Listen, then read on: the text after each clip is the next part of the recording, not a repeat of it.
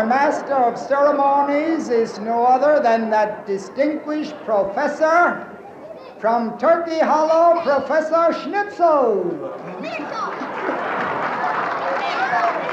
Okay. Well, good afternoon, ladies and people. It's good to see you here, and I know by golly you come to learn a little bit about the Pennsylvania Dutch. As you noticed everything today here, we are all dressed up in our best, because we knew you'd be coming from different foreign countries. Some are here from New Jersey. Some are here from New York State. I know we got a gentleman here from Connecticut. That's one of the New English states up there. They got a state up there called Maine, but we don't have anybody here from Maine today. They're mostly maniacs from up there. But I come here all dressed up, special for this occasion. They told me they're having all these strangers here. I wasn't to come looking so sloppy. I was to dress up, so I did. I bought myself a brand new seersucker suit. And they told me this thing's gonna wear like iron, and I believe them. It's getting all rusty already. And then I got a new hat from my wife for a present. Well, I guess it was a present. I came home unexpected the other night, and this was on the table.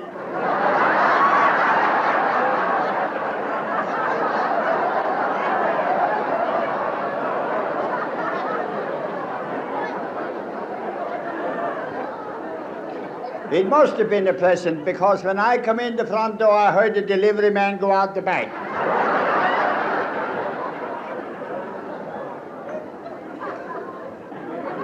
I walked down the street the other night in Turkey Hollow, where I live, and a big fat lady comes down the street. She looks me over, she says, "How would you like to take a chance with me?"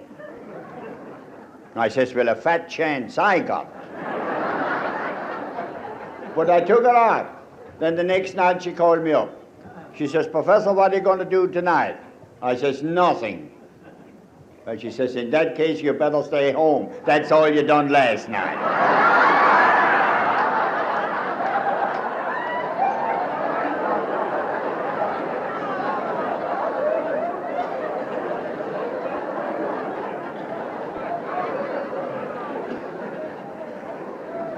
Now, before I go any further, I might as well explain that I am Pennsylvania Dutch. Because if you hear me talk English, you might not think that I'm Dutch. See, what we say sometimes, we mean it to come out right, but it comes out hinner's fiddle. You know, the front end comes last or something like that. Because when we translate the Dutch into English, it don't make, you know. I take, for instance, we say, throw the horse over the fence some hay. Well, now that sounds funny, eh? But that's the way we talk. But the English, the Dutch would be, schmeißt der Karl, wenn ich heu über der Fence will. And that's what makes, when you translate it into English, it comes out backwards. Now, like, for instance, we say, make the light out. But that ain't right. You should say, out in the light. See, it's using the right kind of English. That's very important. Take one of our friends here in the group. He has a daughter, just came home from college. And she was explaining to Pop, she says, "Pop, the yard looks so wonderful nice this year. The flowers are so nice, the grass is so nice. How in the world did you do it?" Well, he says it wasn't easy. It took a lot of hard work and 24 loads of manure. Well, she didn't like this very much.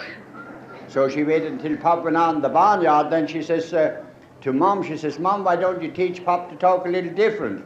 She says, "Why, what's wrong? He talks all right."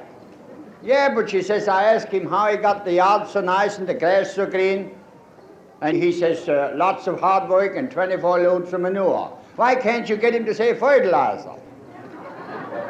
Mom says, "Just shut up. It took me 25 years to get him to say manure."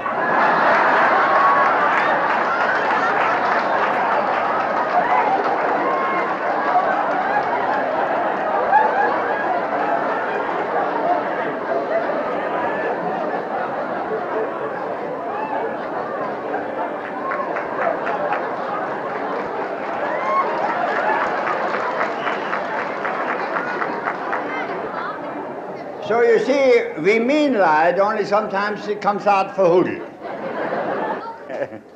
You know, it's amazing the different people you see when you walk through a crowd like this. I seen a fellow over here not too long ago from Massachusetts, and they're all over. They're all over. And I travel around quite a bit. I get as far as Allentown. Yeah, and well, Lancaster. The other day I was up to York, Pennsylvania. And it just so happened that my neighbor lady found out I was going up to York, Mrs. Griesemer. She's one of them old Wunderfitzes, you know. She says, I understand you're going up to York. I says, yeah, that's right. Well, she says, do me a favor, will you? I says, I will if I can. What is it? Well, she says, I have a boy that lives up in York, and he hasn't written me a letter for 20 years. I wish you'd look him up and tell him to write to me once. Well, I says, I'll be glad to do it. I says, where does he live? She says, I don't know exactly. All I know is he lives up there somewhere in a little white house. That's all I know. Well, I says, that ain't much to go on. Well, I says, what's his name? She says, Donald. Donald Griesemer, but we only call him Don for short. Well, I says, I'll try it. So when I got up to York, I stopped outside the town there at one of them gas stations, and I asked the man there, I says, do you know where is a little white house?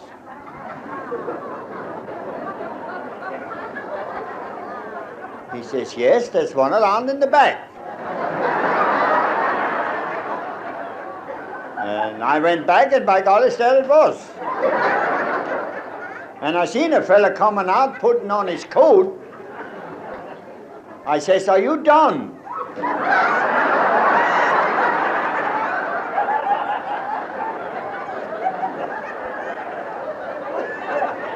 He says, yes. Well, I says, why don't you write your mom a letter? Of course, maybe he had no paper.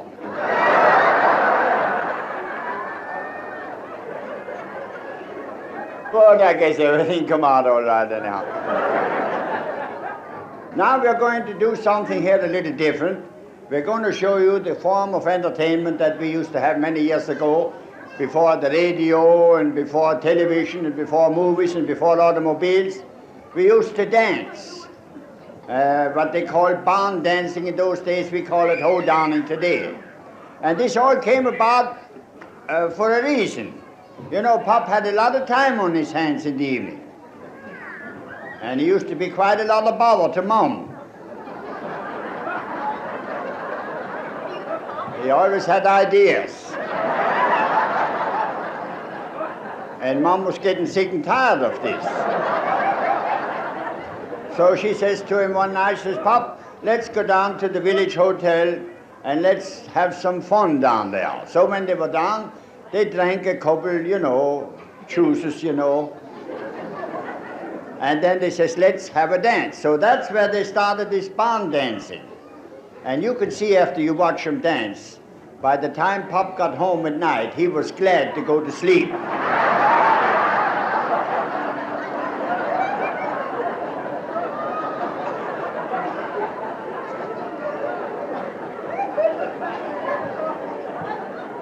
Now we got an orchestra over here. Now not everybody can play this kind of music. This is special kind of music. I used to have a band like that myself at one time, but I gave them up. Half of them were playing fast and half were playing slow. It was one of those half-fast bands.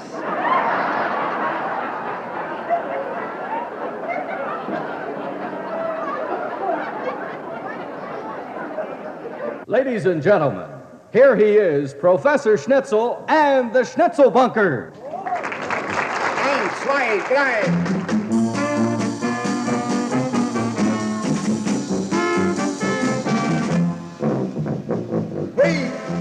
Wait till the sun shines, Nellie, and the gray skies turn to blue.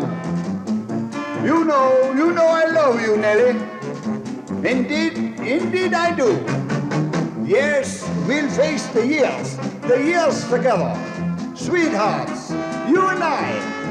So won't you wait till the sun shines, Nellie. By and by. Okay, boys? Let's throw the horse over the fence some hay. I'm the guy that put the warts on the pickles. Get off of the stove, Grandma. You're too old to be riding the range. You're too slow to catch your breath. You tell him, operator, you got his number. Don't buy any wood today, Mom. Pop's coming home with a load. Everybody now. Wait till the sun shines, Nellie, and the gray skies turn to blue. You know I love you, Nellie. Indeed I do. Yes. We'll face the years together. Sweethearts, you and I. So won't you wait till the sun shines, Nellie. Bye and bye. Oops, that's better.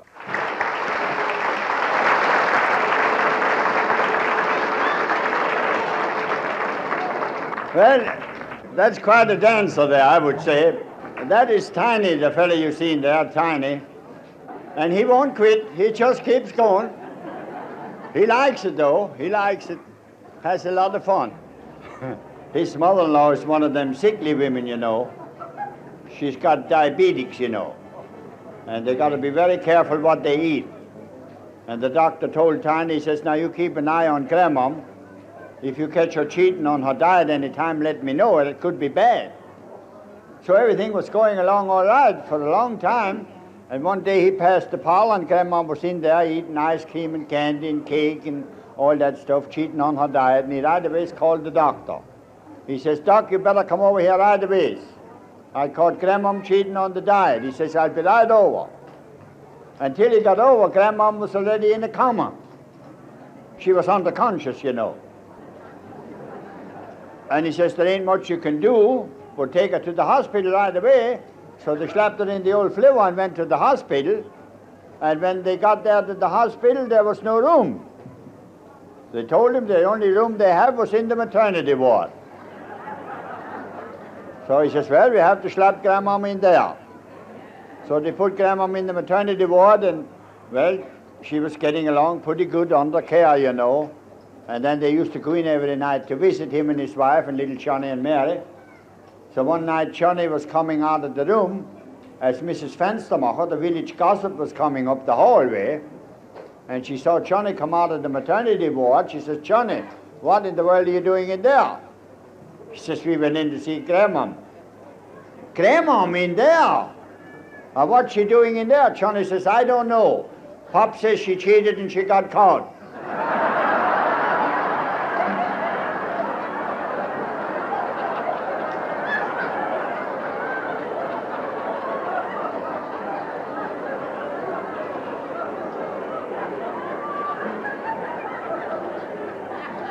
So girls, watch out for your sugar.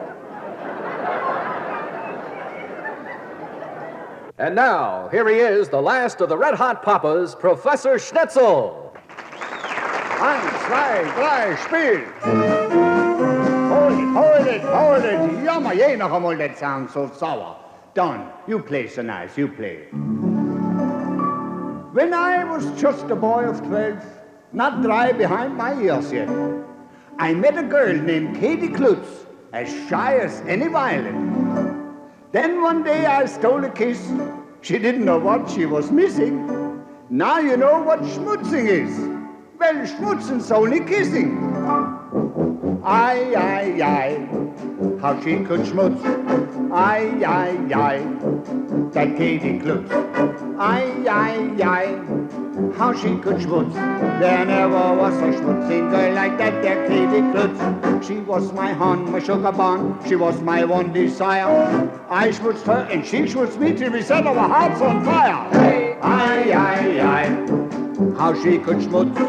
Ay, that Katie Klutz. Ay, how she could schmutz. There never was a schmutzing girl like that there Katie Klutz. Viva Katie.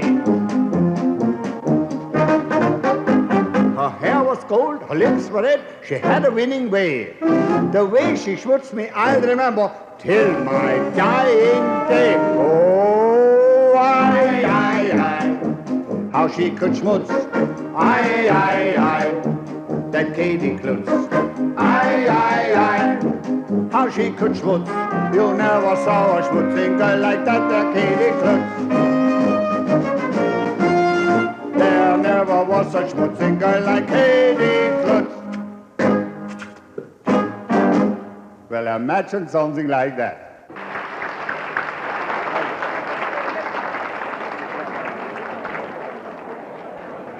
Well, as you notice, that one gentleman, Hunsinger, just show your face here, will you? I just want him to see you. That's the man there. He does a lot of traveling. He and his wife and the youngster, and they take trips, you know. And all last summer, I believe, they went on a train ride, and he has a little boy that is kind of small for his age. He's 13 years old, but he's still in short pants. So when he got on the train, he says, "What is the fare here?" to the conductor. And he told the conductor, he says, "This boy is 13. Well, the conductor says, "We have a ruling on the train. For long pants, you pay full fare, and for short pants, only half fare." He says, "All right, Mom," he says, "this time you can ride for nothing."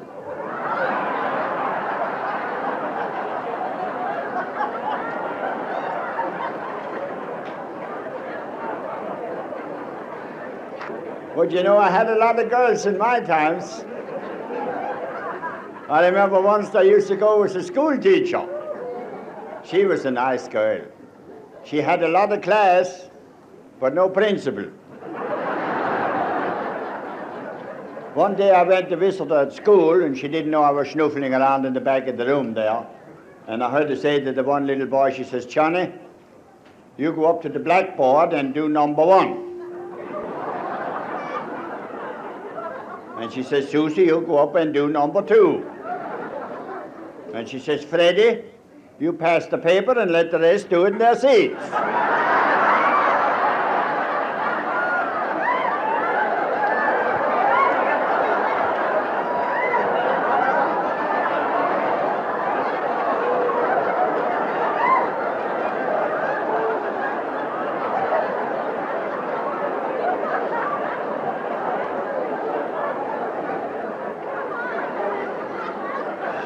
So it was quite a problem.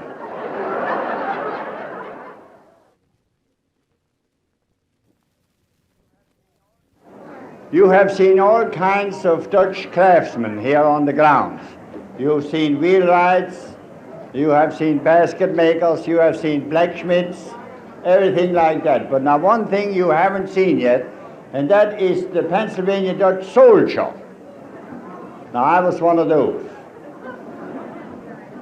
I guess you'd look at me now, you wouldn't think that I was 4 years in the war, but I was. I had 1 year in France, 2 years in the Full of Bruins Islands. Oh, that's only 3. Oh yes, I was married a year. That was a war too. And you know, I'll never forget when I got my letter from Uncle Samuel. It was written to me special. It said, "Your presence is requested. Will you come, or must we fetch you?" Well, they come to fetch me. I says, "You can't do this to me, I got connections." So they got me by the connections and took me. They took me down to the dock center where they take all the men. And as soon as I walk in, some fella hollers, he says, "Aye, jammer nog eenmaal, look what the wind blew in." I says, "The wind nix, it was the draft." Then they took me in a room there, and a fella asked me whole lots of dumb questions. He says, "What's your name?" I says, "Professor Schnitzel." "No," he says, "What's your full name?" Well, I says, "It's the same as when I'm sober." "No," he says, "what's the front, the middle, and the behind name?" I says, "Professor Herman F. Schnitzel." He says, "What's the F for?" He was a glutz I says, F is for Philip. And then he says, born? Well, I said, sure, I was born. Do you think I was hatched? He says, where was you born? I says, U.S. He says, you mean United States? I says, no, upstairs.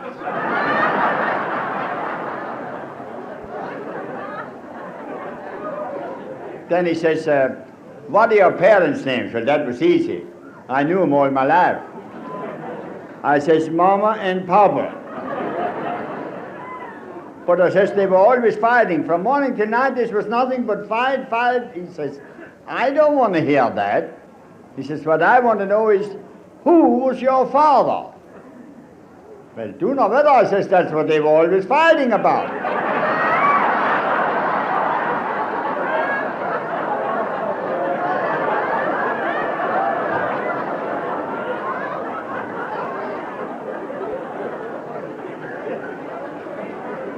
Well, he says, what do your parents do for a living? Well, I says, they're in the iron and steel business.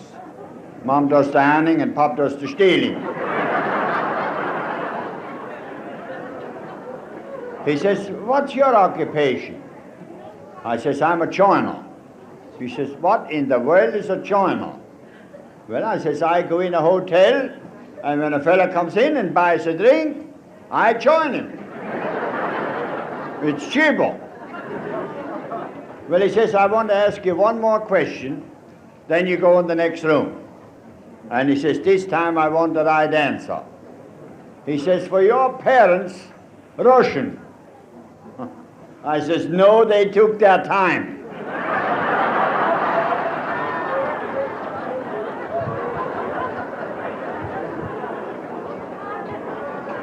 And it paid him too.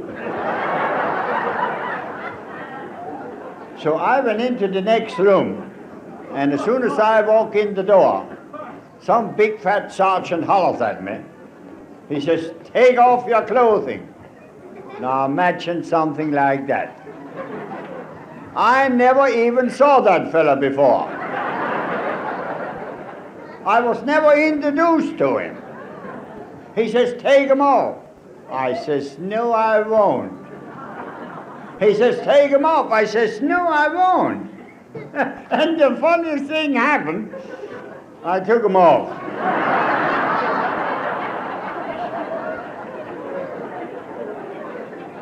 There we stood, 75 men with nothing on but our shoes. Imagine that, no clothing. No place to put our hands.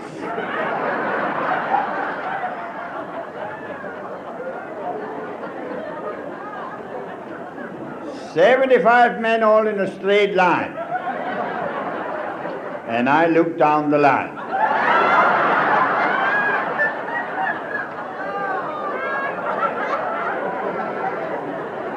Right there I made up my mind Abraham Lincoln and his crazy old men are not created equal.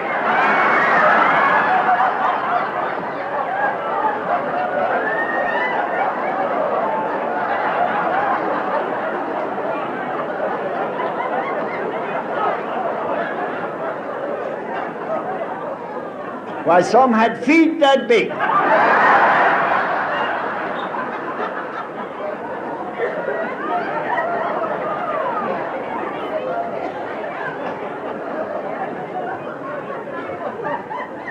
And then two doctors get a hold of you. One on each side. One looks in one ear and one looks in the other. And if they can see each other, you ain't in the army.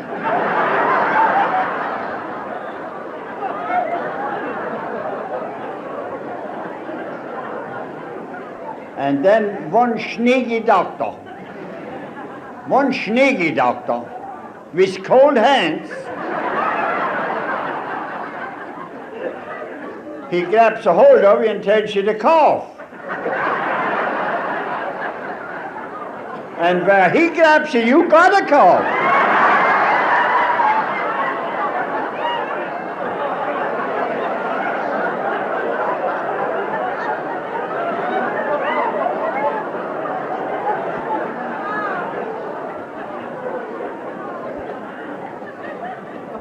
And then one doctor, he made a mistake. He put his hand on my shoulder and I was warm yet. He says, you're in class A. He says, I don't want it. I says, I want class B. He says, what do you mean class B?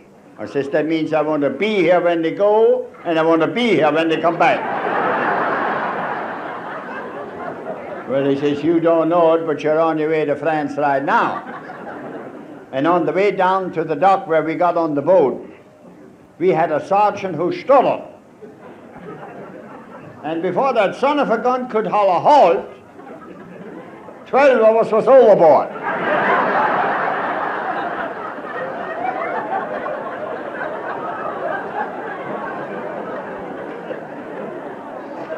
And I was the last one to crawl out. Just then the major came along. He says, fall in. I says, do not bother, I just crawled out.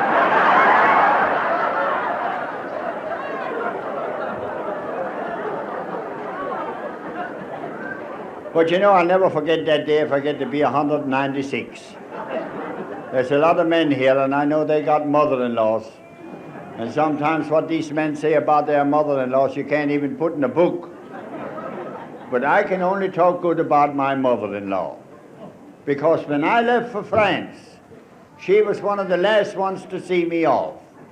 And I can see her there yet, standing on the dock, looking up at me on the ship. And she held something in her delicate little claws. She says, look, Herman. She always called me Herman. That was my name. She says, look, Herman, I bought a gold star. Don't disappoint me.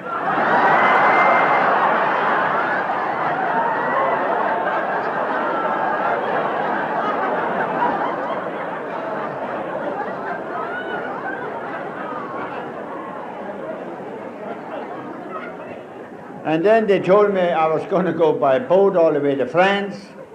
That was a lie right there. I went by rail all the way. I was hanging on it.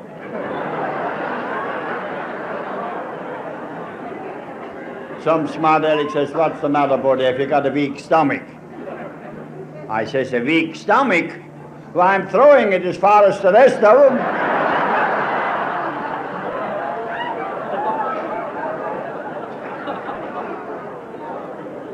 One night I was on top ship.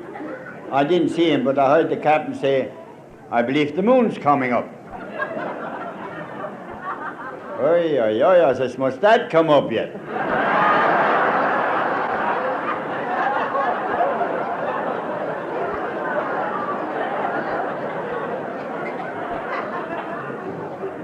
But one thing I must say, they fed us good on the boat, that they did. 6 meals a day, every day. 3 down, 3 up.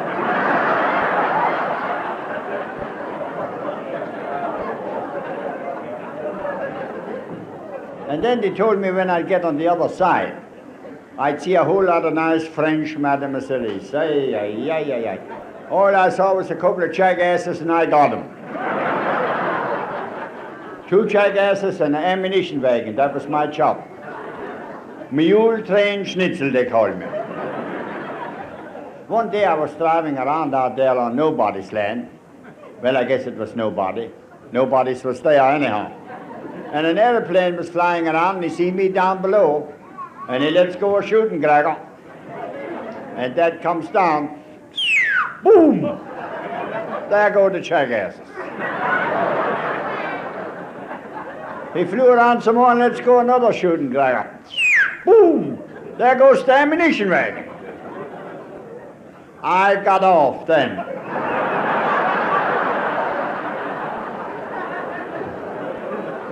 Getting too hot for me. But while I was standing there, he lets go another shooting cracker, and that comes down and explodes right alongside of me. And right then and there, I done one of the most childish things.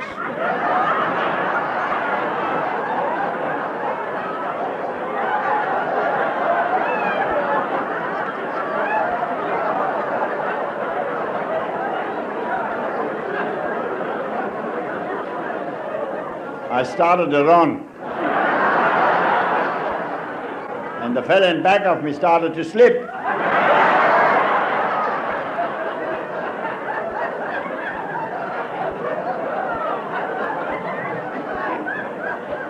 I was running and he was slipping.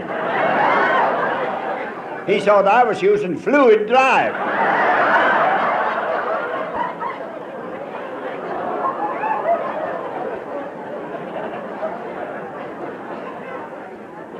Pretty soon I came up to a fella and says, "Hey buddy, have you got a cigarette?" He says, "Yes, I got a cigarette, but I'm no buddy." He says, "I'm the captain." Oh, I says, "Pardon me, I didn't know I was that far behind the lines."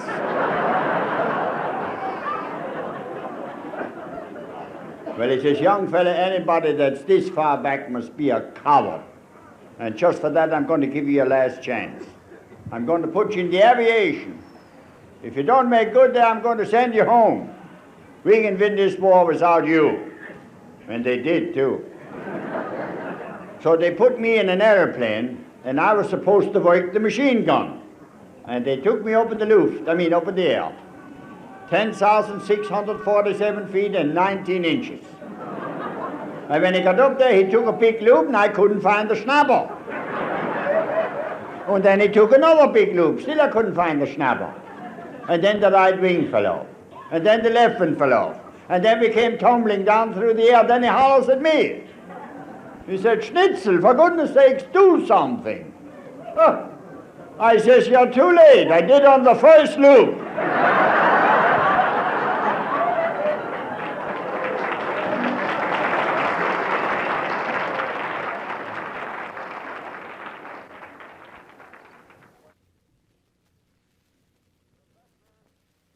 Professor Herman Schnitzel, the mayor of Turkey Hollow.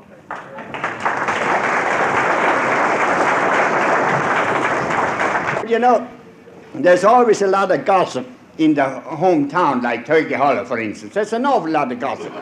I seen two ladies the other day, met in Eve Warner's grocery store. Mrs. Kiefer, she seen this other lady, she says, "Hello, Mary, I haven't seen you for I don't know how long. How have you been?" "Well," she says, "not so good. And my daughter Ethel, she ain't so good either." My daughter Ethel has been laid up in bed with arthritis for 3 weeks. Arthritis? She says, "Yeah. 3 weeks she's been laid up with arthritis. And that could be bad." She says, "You know it could be bad." She says, "I know them riders, boys, and that Arthur is the worst one of the whole bunch."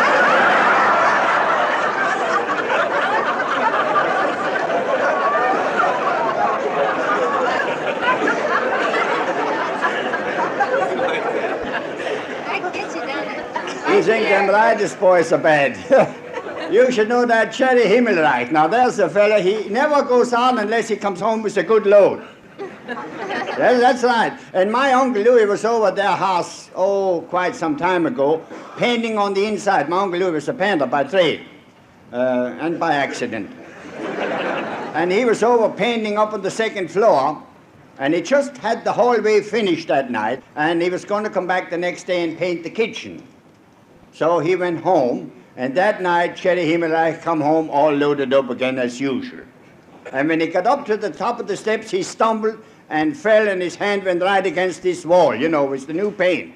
And he was trying to straighten it out in the dark, And his wife come out of the room, she says, "Get into bed, you drunken pig, get away here. I'll have Louis fix it the first thing in the morning."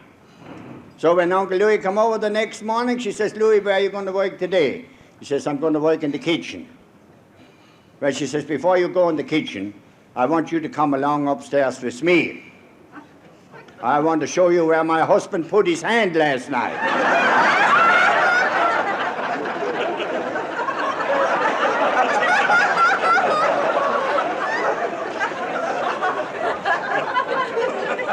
Well, Uncle Louis says, "Mrs. Himmelreich, I'm an old man, and if you don't mind, I'd just as soon have a cold bottle of beer."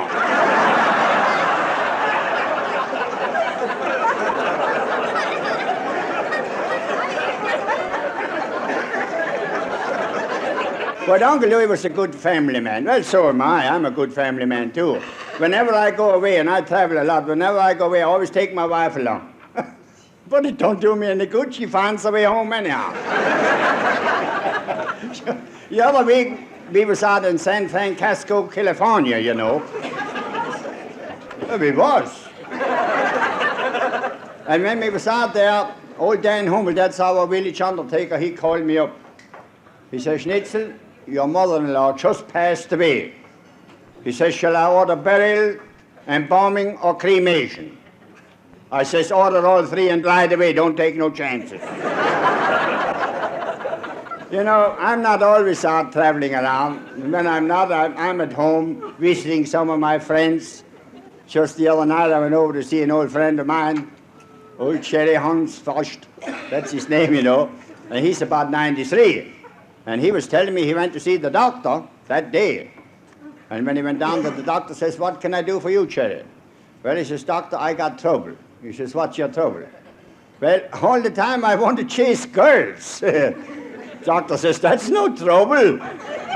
Yes, he says, it is. He says, when I catch him, I don't know what I chased him for. I got a friend down there as a tooth puller, too. They really call him a dentist, a sawroper. That's what they call him in Dutch, sawman. Anyhow, he told me he had a lady come in the other day, she had an awful toothache. Oh, this was killing or something wonderful.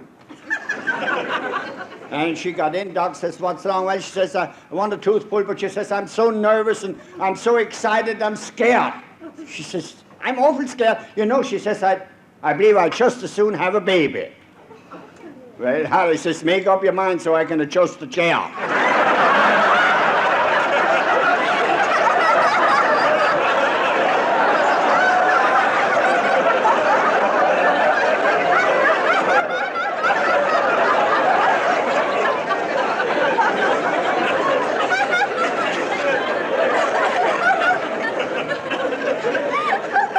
One of our other neighbors down there, Mrs. Martin, she has a young daughter that's just starting to go out with the fellas now. And Mom Martin was giving her some information. She says, now you're going to watch yourself when you go out with these fellas.